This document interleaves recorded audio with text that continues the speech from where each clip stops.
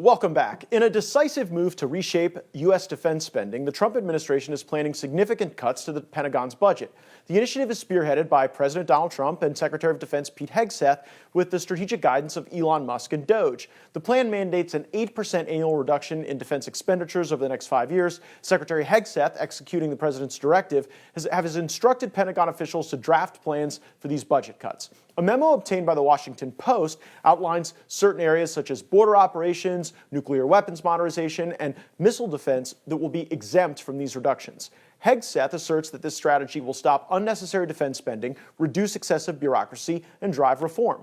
The proposed 8% annual reduction translates into approximately $68 billion in cuts each year from the Pentagon's approximately $850 billion budget. The implementation plan involves a comprehensive review of existing programs to identify areas where spending can be curtailed without compromising national security. This includes phasing out outdated weapon systems and reducing bureaucratic overhead, prioritizing investments in modern defense technologies. To facilitate this process, Secretary Hegseth has directed military services to begin identifying tens of billions of dollars in programs that could be cut in the upcoming fiscal year. I know something you could cut: the F-35.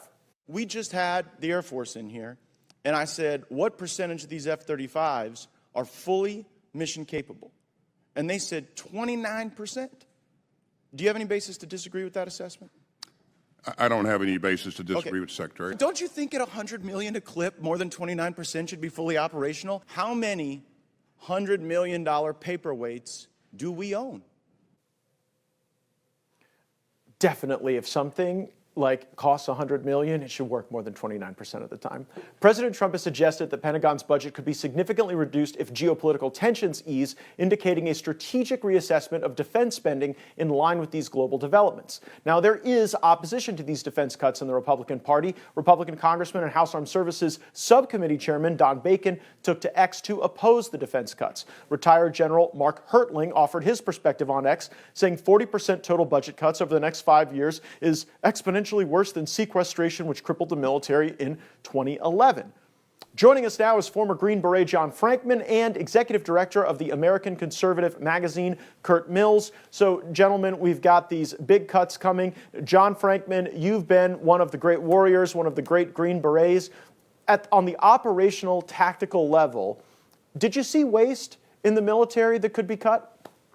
Yeah, that's absolutely correct. And what we noticed is the way that bureaucracies work is you get rewarded when you spend all of your money. There was always a fourth quarter rush to spend anything that was left in the budget. And then what you did the following year is you tried to advocate for why your organization needed more money the next year and more personnel. So we continue to grow rather than a business which tries to work more efficiently, create a better product. But there's absolutely a ton of waste that could be cut. Curt, one of the most interesting features of all this is the reflection on reduced geopolitical tensions as a basis to cut defense spending. Does Trump really believe in the peace dividend, and do we think that that'll actually result in real, meaningful, sustainable programmatic reductions over time? Yeah, I mean, this program where the proposal is not getting the biggest headlines, and so I just thank you for highlighting it. I think in some ways it's the most surprising, ambitious thing the administration is trying to do right now, other than the Ukraine peace accords. The proposed cuts would be approaching 40%, as your viewers saw just there, year over year by the end of 2028 or early 2029.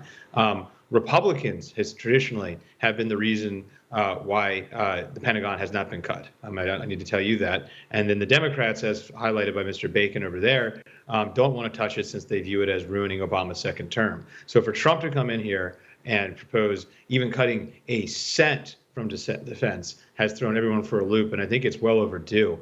The section over geopolitical tensions, I mean, Trump obviously thinks that he's going to have a better portfolio handed to his successor than the one he inherited.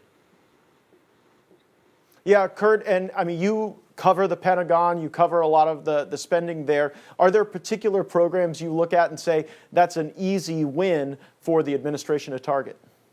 I mean, the F-35 has gotten a lot of attention. I think just the sheer size of the workforce in the Pentagon is the largest bureaucracy on planet Earth. I think that's another one. I think there's just a viewpoint that although the U.S. military is highly effective, it's highly efficient. So I think I mean, just the number of people since this is proposed, the number of sources I have that have said, good, please fumigate my colleagues. I mean, it's sort of astonishing to see the level of zeal that exists even within the federal workforce. And John, we don't see these as just across the board horizontal cuts. There's going to be deep vertical cuts in some areas, but it's very clear from the Secretary of Defense's directive that where there are emerging technologies, where are things that help the warfighter, we might spend more money in those areas. Reflecting on your own service at the highest levels, what were some of the things that you wished maybe a little more money had been spent on to help the warfighter? I think you need to look at what do you need to fight wars and just focus on that. And Pete Hegseth, he actually came out not too long ago and said it's not cuts, it's reallocating the Biden budget. He's taken away from things that don't fight and win wars, such as cutting DEI, all the different climate initiatives, the different woke programs. But he's trying to put that into things that we need, such as protecting the border, fighting transcriminal organizations, nuclear, submarines. So I think it's just focusing on where that money needs to go. And he even said that during one of his priorities is to revive the defense industrial base, to reform acquisition process. So I would like to see it go extremely and straightforward to what needs to win and fight wars, what goes towards emergent technologies. John, you've spent a lot of time since wearing the uniform, working the halls of Congress. I think just about every Armed Services Committee, I've seen you there reporting back to veterans and active duty folks about what's been going on. And we've had so many discussions about how demoralizing it is to watch members, both Republican and Democrat, just straight sell out for some parochial thing in their district.